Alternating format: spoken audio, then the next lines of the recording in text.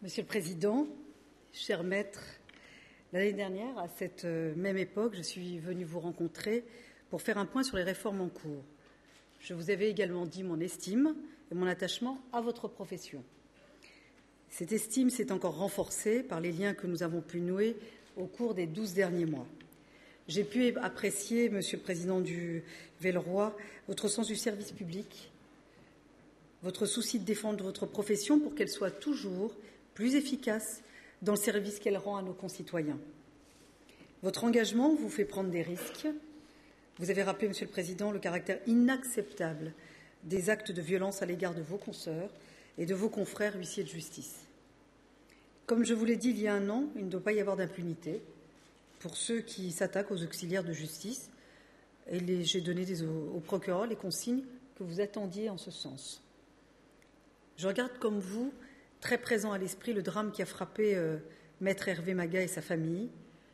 Et je suis ravie d'avoir appris que son état de santé s'améliorait et qu'il pouvait commencer une rééducation. On n'en était pas là l'année dernière.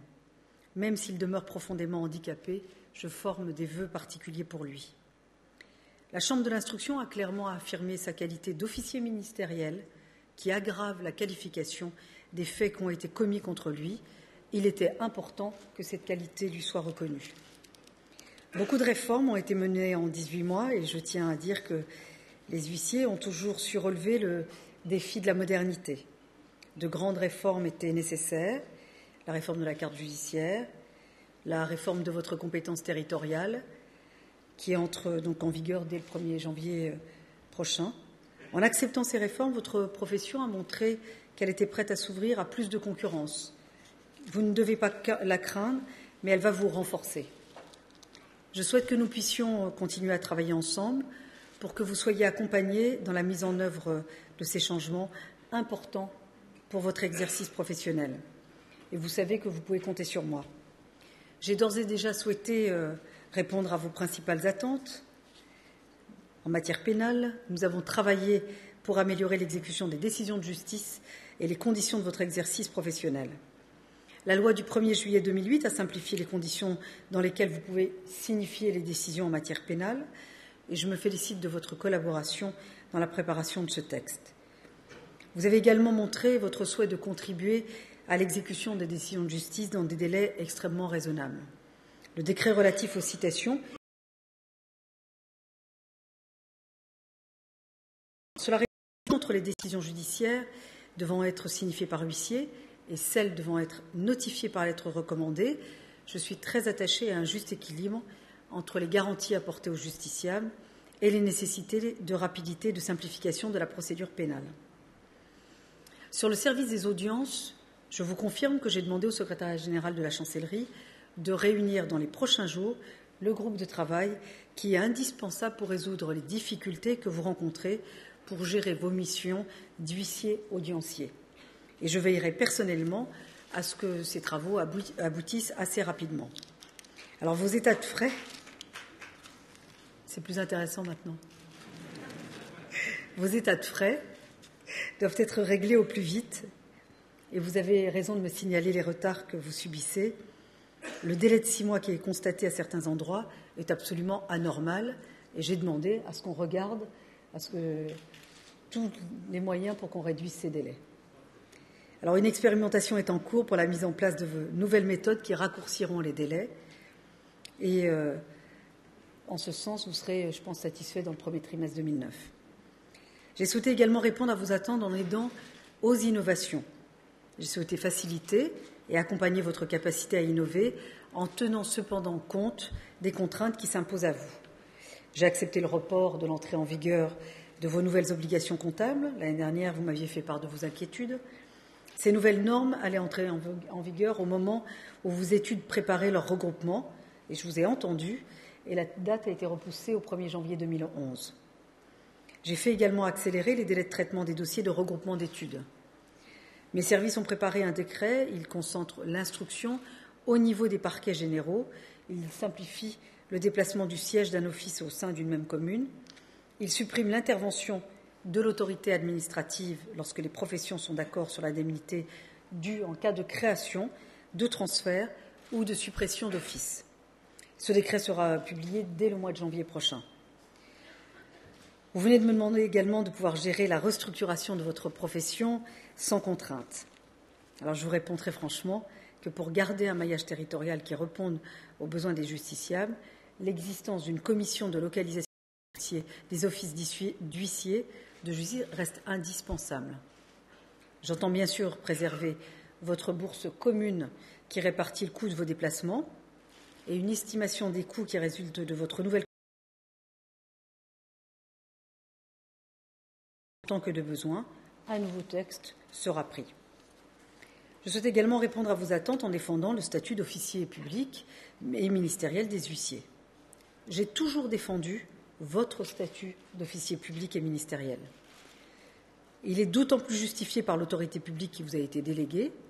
C'est pour cela que vous ne serez pas touché par la transposition de la directive service. C'est pour cela aussi que nous avons défendu à la suite du dépôt du rapport Attali.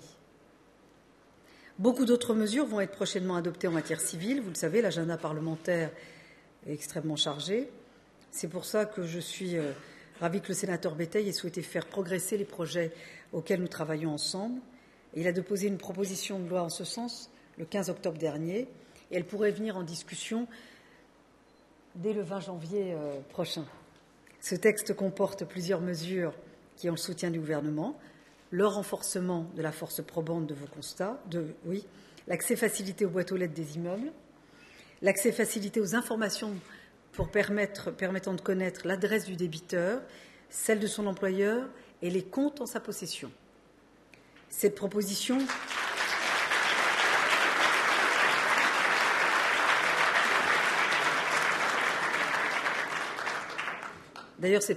reprend certaines des propositions faites par la commission Guinchard. Vous y avez d'ailleurs personnellement participé. Il s'agit en particulier de vous confier l'accomplissement des mesures conservatoires après l'ouverture d'une succession, notamment la position et la levée de scellés. D'autres mesures, enfin, concernent vos modes d'exercice, la possibilité encadrée d'exercer en qualité d'huissier salarié qui facilitera l'entrée de jeunes dans la profession. La formation continue obligatoire qui affirmera encore plus votre compétence, la régionalisation de la discipline, et je saisis cette occasion pour vous dire que si je défends votre statut d'officier public et ministériel, celui-ci vous donne aussi le devoir d'être exemplaire. Vous le savez, une association de consommateurs a réalisé un test à la suite duquel il a indiqué que beaucoup d'entre vous ne respectaient pas le tarif en matière de constat locatif. Alors un très grand nombre de parlementaires s'en sont émus et m'ont saisi de questions écrites. Je compte sur vous pour démontrer que ces inquiétudes sont dépourvues de fondement. Je sais aussi, Monsieur le Président, que vous avez adressé une circulaire à tous les huissiers de justice rappelant les textes en vigueur, et je vous en remercie. L'année qui vient sera l'occasion de mener à terme de nombreux travaux. Je pense en particulier au domaine de la formation, et nous allons réformer l'accès à votre profession de façon à y attirer des jeunes compétents et motivés.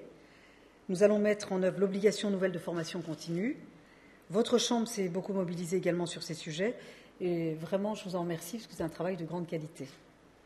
Nous allons poursuivre les efforts entrepris en matière de nouvelles technologies et, Monsieur le Président, vous avez évoqué la part essentielle prise par votre profession dans le développement électronique de la justice. Et encore une fois, les huissiers ont fait preuve d'innovation. Vous avez su anticiper, c'est à votre initiative et en plein accord avec vous, qu'un projet de texte permettant la signification par voie électronique des actes en dehors de la sphère judiciaire a été élaboré par mes services. Alors, la signification par voie électronique sera autorisée lorsque le destinataire y aura consenti, notamment celle des actes au cours des saisies-attributions ou des saisies des véhicules terrestres à moteur.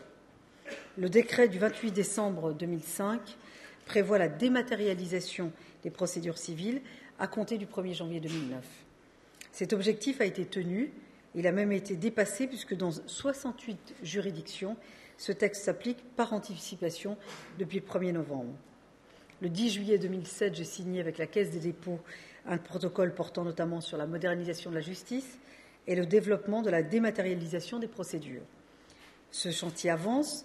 Un groupement d'intérêt public chargé de conduire et de coordonner l'ensemble des projets que nous avons ainsi en commun a été institué le 27 novembre dernier. Je veux, à cet égard, souligner la part essentielle que votre profession va prendre au déploiement de la signature électronique au ministère de la Justice. Cette signature électronique va permettre une extension rapide de la dématérialisation des procédures, tout en garantissant l'authenticité. Une première phase d'expérimentation en juridiction a été définie. Elle est centrée sur la procédure civile d'injonction de payer en raison de son importance quantitative.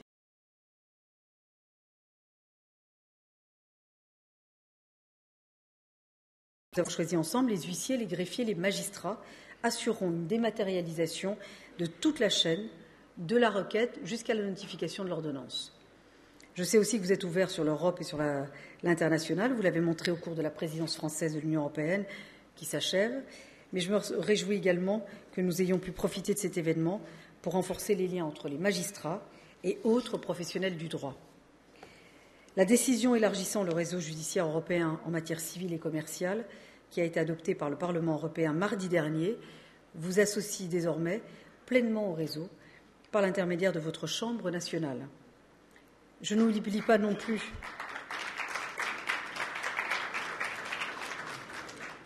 En plus, je peux vous dire que ce n'était pas évident parce que certains pays n'étaient pas favorables à avoir d'autres acteurs judiciaires autres que les magistrats et éventuellement les avocats. Je n'oublie pas non plus que c'est un ancien président de votre Chambre, le président Esnar, qui préside l'Union internationale des huissiers de justice, qui a aussi contribué à cela.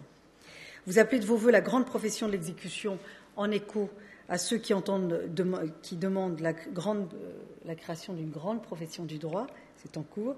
Mais j'attends pour les prochaines semaines le rapport de la commission Darrois et nous verrons ensemble les orientations qui seront proposées. Je pense que le rapport sera remis plutôt fin janvier.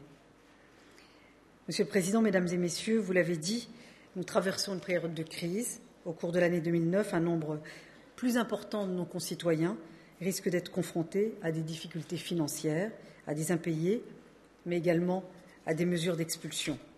Et dans ce contexte difficile, il est essentiel que l'exécution des décisions soit confiée à des officiers publics et ministériels, et votre professionnalisme, votre déontologie font que vous accomplirez ces missions délicates avec beaucoup d'humanité. Comme vous l'avez rappelé, Monsieur le Président, votre action doit se faire avec tact et discernement, mais à cet égard, j'ai toute confiance en vous. Je vous remercie.